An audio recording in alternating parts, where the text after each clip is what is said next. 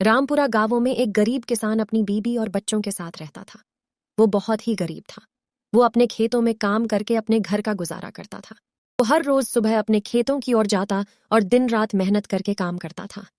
वो सोच रहा था, अरे इस बार तो फसल बहुत ही अच्छी होगी और मैं सेठ जी का भी सारा कर्जा उतार दूंगा और हम नया घर बनाकर आराम से रहेंगे। अपना सारा काम खत्म करके वो खुशी खुशी अपने घर की ओर चल पड़ा। उसे इस बात की बहुत ही खुशी थी कि अब उन्हें गरीबी में जिंदगी नहीं गुजारनी पड़ेगी। किसान की पत्नी ने उसे कहा, क्या हुआ जी, आज तो आप बहुत खुश लग रहे हैं। मैंने आज सारा खाना आपकी पसंद का बनाया है। किसान अपनी पत्नी से बोला, आज खाना बहुत अच्छा बना है। अब तो हम हर रोज ही ऐसा अच्छा अच्छा खाना खाएंगे।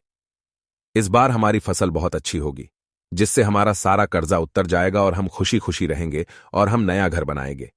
अपने बच्चों को भी अच्छे स्कूल में पढ़ाई कराएंगे। खाना खाने के बाद वो निश्चित होकर आराम करने लगे। बाहर क्या हो रहा था उन्हें कुछ भी सुनाई नहीं दिया। बाहर बहुत ज्यादा बिजली गरज रही थी। जब वो दोनों उठे तो मौसम का हाल देखकर घबरा गए। अरे जे मौसम को क्या हो गया? अचानक से इतनी बिजली गरज रही है और बारिश बेमौसमी कहां से होने लगी। अगर बारिश ना रुकी तो हमारी तो सारी फसल खराब हो जाएगी। अब हम क्या करेंगे?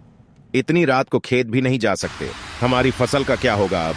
हे भगवान, जे तुमने क्या कर दिया, हमारी सारी मेहनत खराब कर दी। किसान की पत्नी ने उसे कहा, आप चिंता मत करो, जे बेमौसमी बरसात है कुछ ही देर में रुक जाएगी। आप दुखी मत हो, हमारी फसल को कुछ नहीं होगा। आप निश्चिंत होकर आराम करें। सुबह होने पर भी बारिश बिल्कुल भी नहीं रुकी। पूरी जोर से बारिश हो रही थी। किसान अपने घर के बाहर बैठकर रोने लगा और अपनी किस्मत को कोस रहा था। उसकी सारी मेहनत खराब हो गई थी। उसे कुछ भी समझ नहीं आ रहा था कि अब क्या करें।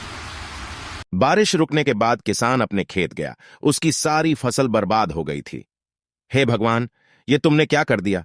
मेरी तो सारी फसल तबाह होगी। अब मैं सेठ जी का कर्जा कैसे उतारूंगा? उन्हें क्या जवाब दूंगा? मेरी तो जिंदगी ही बर्बाद होगी। किसान उदास होकर अपने खेत से वापस आकर नदी के किनारे आकर बैठ जाता है। उसका मन बहुत ज्यादा उदास था। उसे कुछ भी समझ नहीं आ रहा था। अब मैं क्या करूं? सेठ जी को क्या जवाब दूंगा? उनके पैसे कहां से वापस करूंगा? अपनी बीबी और बच्चों को क्या मुंह दिखाऊंगा? इससे अच्छा है कि मैं इस नदी में कूदकर अपनी जान दे दो। मेरे पास अब कोई भी रास्ता नहीं बचा है। सेठ जी अब मुझे नहीं छोड़ेंगे। उसके मन में बहुत सवाल आ रहे थे और उन सवालों के उसे कोई भी हल नहीं मिल रहा था।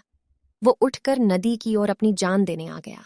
उसे मन में अपने बीबी और बच्चों की भी चिंता हो रही थी कि उनका क्या होगा। पर अब करता भी तो क्या करता। तभी वहां एक जलपरी प्रकट होती है। उसे देखकर किसान चौंक जाता है। जलपरी उसे कहती है, मैंने तुम्हारी सारी बातें सुनी। तुम इस नदी में अपनी जान क्यों देना चाहते हो? तुम्हें ऐसे हार नहीं माननी चाहिए। जलपरी उसे समझाते हुए कहती है। किसान जलपरी से कहता है, हे जलपरी, अब मैं करूं भी तो क्या करूं? मेरी सारी फसल बर्बाद हो गई है। हमारे पास खाने को अन्न का एक भी दाना नहीं है। ऐसे तो मेरे बीबी और बच्चे भूखे मर जाएंगे। मैं उन्हें ऐसी हालत में नहीं देख सकता। मैंने सेठ जी का भी कर्जा देना है।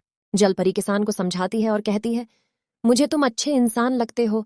तुम्हें ऐसा नहीं करना चाहिए। तुमने अपनी जान दे दी तो तुम्हारी बीबी और बच्चों का ध्यान कौन रखेगा? तुम्हारे बिना उनका क्या होगा? वो सब कैसे रहेंगे? तुम्हें ऐसा नहीं करना चाहिए। तुम ऐसे हार नहीं मान सकते। मैं तुम्हें सोने के सिक्कों की पोटली देती हूँ। जलपरी उसे कहती है, इससे तुम्हारा सारा कर्ज उतर जाएगा और तुम अपनी बीबी और बच्चों के साथ खुशी खुशी रहोगे। कभी भी जिंदगी में ऐसे निराश होकर हार नहीं माननी चाहिए। भगवान हमेशा कोई ना कोई रास्ता जरूर दिखाता है। अगर तुम आज अपनी जान दे देते तो तुम्हारी बीबी और बच्चों का कुछ नहीं बनना था। तुम अच्छे इंसान हो। अच्छे इंसानों के साथ अच्छा ही होता है। परी की बातें सुनकर किसान रोने लगता है और जलपरी से सोने के सिक्कों की पोटली ले लेता है। किसान सोचता है, अगर आज जलपरी ना होती तो उसका और उसके परिवार का क्या होता। वो सिक्कों की पोटली लेकर अपने घर की ओर चला जाता है। अपनी बीबी को सारी बात बताता है और अब अपनी बीबी और बच्चों के साथ अच्छी जिंदगी व्यतीत करेगा। इस कहानी से हमें यही शिक्षा मिलती है कि भगवान अच्छे लोगों के साथ कभी भी बुरा नहीं होने देते। भगवान पर भरोसा रखें